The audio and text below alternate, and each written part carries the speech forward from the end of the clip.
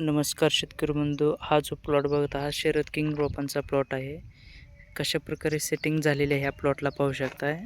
Flowering पण खूप आहे. प्रत्येक झाड पहा.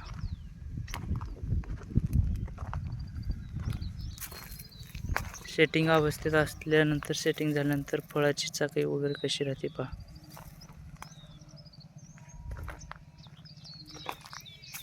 प्रत्येक झाडाला सेटिंग आहे एक नंबर अशी.